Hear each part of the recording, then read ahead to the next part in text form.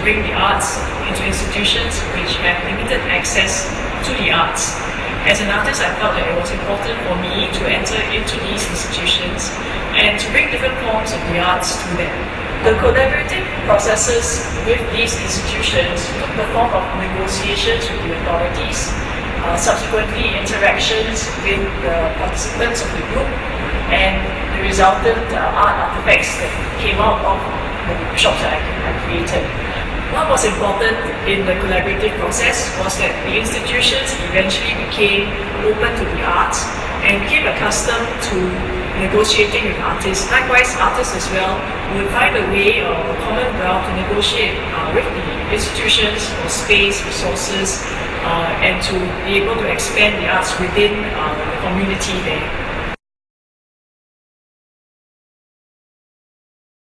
So in 2004, I approached the Kaki Bukit School to request for space to conduct some workshops over there. I worked with a drama educator, Noorlinah Mohd, and together we crafted a series of workshops that was based on the needs of participants. The participants came from the drama club of Kaki Bukit Centre. The drama aspects of the workshop created a space for group sharings and group reflections, whereas for the visual art, it provided a grounds for individual introspection and reflection. And together, both the drama and art workshops, I hope, created something that the guys could relate to and felt was relevant to them.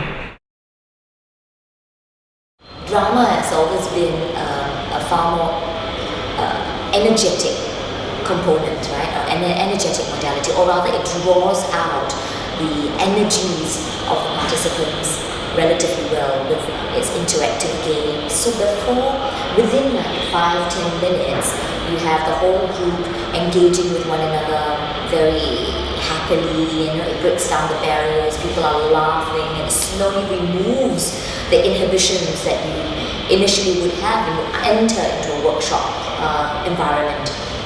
And once that is done and it opens up the participants and gets them to express themselves, the beautiful thing about visual art in this respect, Felicia's work, would be how it draws them back in to reflect, to think. And as they are creating the artwork, because the process of creating the artwork is almost quite solitary, with that regard, it plays off each other very well. We also worked very closely with Edmund, who is a teacher at KBC.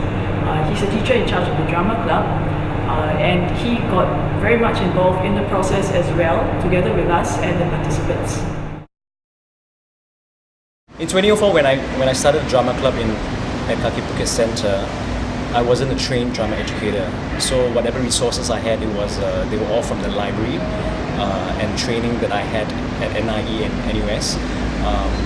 So after a while, I thought I had run out of ideas, and at that time, end of 2004, my counsellor told me she had contacts with Noorlinah and Felicia, who had done work in prisons. In the correctional facility, the counselling model addressed the dysfunctions and disorders of the client.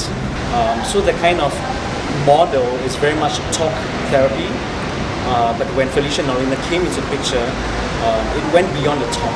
It went beyond the talking. It was a much more experiential model that used the life experiences and histories of the participants. And I think that kind of experience sort of validated the individual stories, and when they translated into the subject for the art form, it became very rich. We brought the visit back into Kaki Bukit Centre in 2006 during the National Youth Achievement Awards ceremony, and the guest of honour, the then Education Minister, Mr. and his guests were very impressed with the artwork. There was enough support afterwards to start a pottery studio in KBC, and we also introduced a few arts programs inside. In KBC setting, we actually evolved from where we started. Yeah, I enjoyed it very much actually. I learned how to connect, speak to myself actually, just to better understand myself. I had a really good time doing a lot of introspection work, and then also to understand why I did certain things at certain point of my life.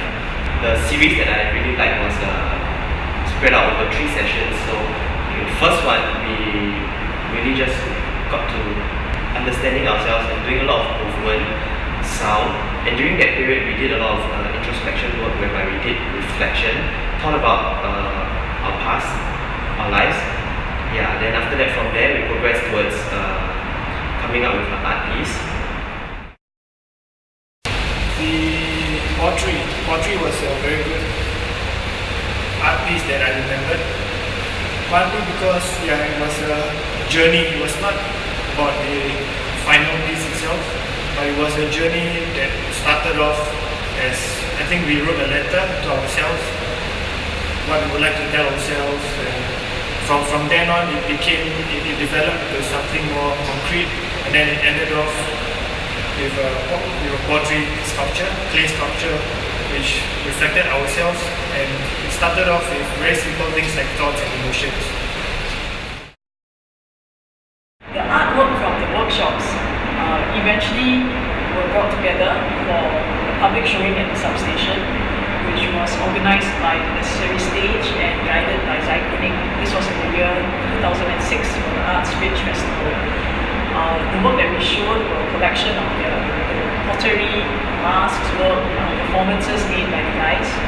We also had a blog which recorded the process of the thoughts and feelings that the participants went through during the workshops. For this particular show, I curated the layout of the gallery itself, and I wanted to display the writings of the participants as illuminated text. So what I did was to use a set of fluorescent lights which were placed below the text to kind of brighten up the text, but the effect of the lights also created the same stark feeling that you get in the cells of Kaki Bukit prison. And in that way, I again tried to connect the relevance of the environment to the art show and the art pieces that were displayed there.